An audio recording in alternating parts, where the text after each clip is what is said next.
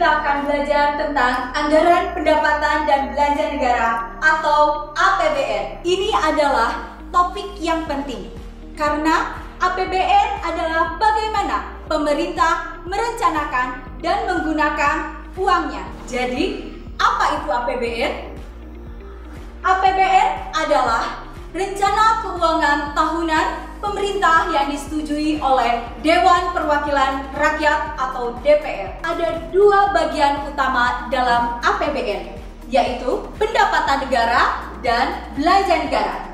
Pendapatan negara adalah uang yang didapat oleh pemerintah dari berbagai sumber, contohnya pajak. Sedangkan belanja negara adalah bagaimana pemerintah menggunakan uang tersebut untuk berbagai keperluan. Izin bertanya, Bu, bisa jelaskan lebih lanjut tentang pendapatan negara?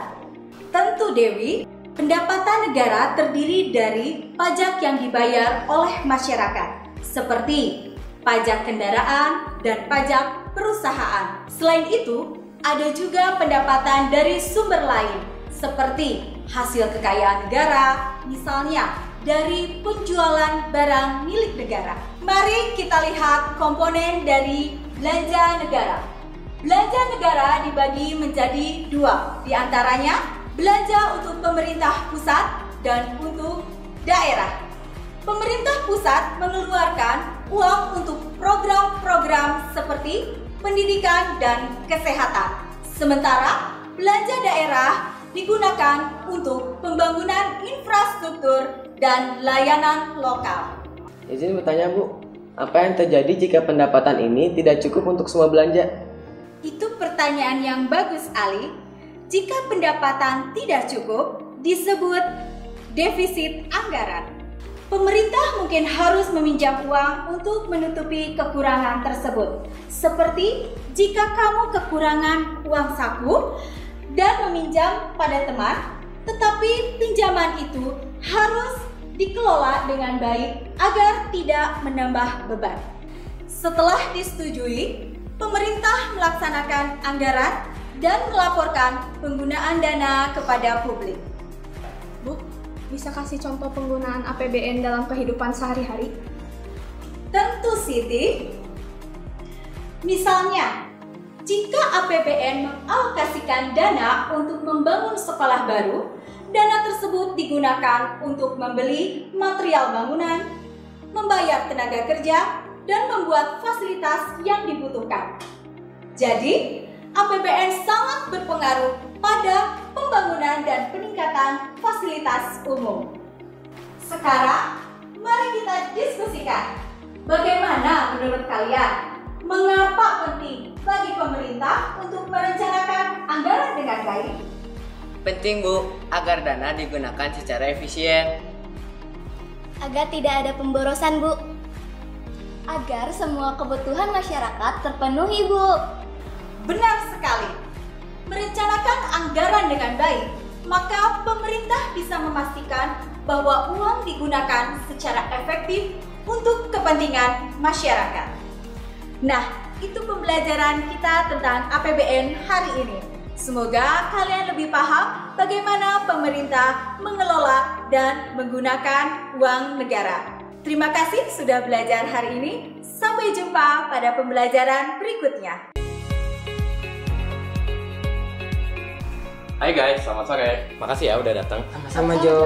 Nah, rencananya untuk hari ini kita bakal ngebahas pengaplikasian APBN untuk mendukung program OSIS sekolah kita. Buat referensinya, kayaknya kita ngeliat anggaran tahun lalu deh. Coba Syafika bisa jelasin nggak anggaran tahun lalu gimana? Oke Jo, jadi tahun lalu itu anggarannya sebesar 15 juta.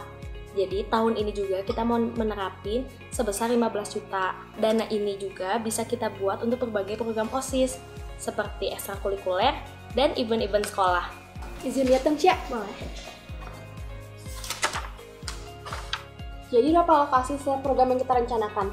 Jadi menurut rencana kita akan membagi anggaran kayak ekstrakurikuler sebesar 8 juta, event-event sekolah sebesar 6 juta, dan dana cadangan sebesar 1 juta.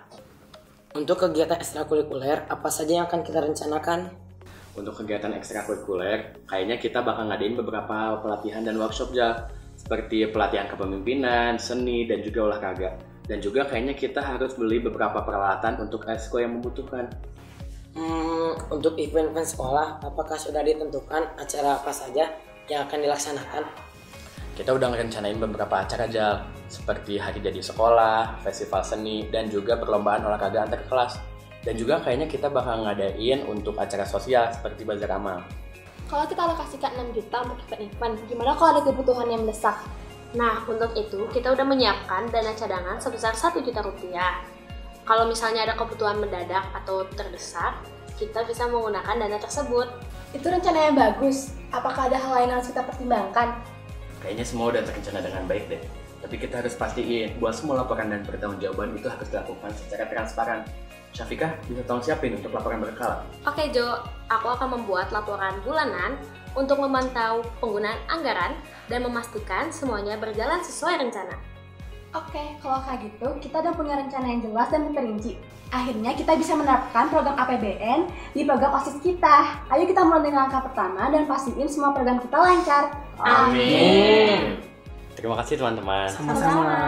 Nah, untuk rencana anggaran ini nanti kita akan serahin ke Wakasek Kesiswaan dan nantinya Wakasek Kesiswaan akan menyerahkan kepada Ibu Kepala Sekolah. Semoga acara ini kita bisa jalankan dengan sukses dan bisa memberikan dampak positif bagi sekolah.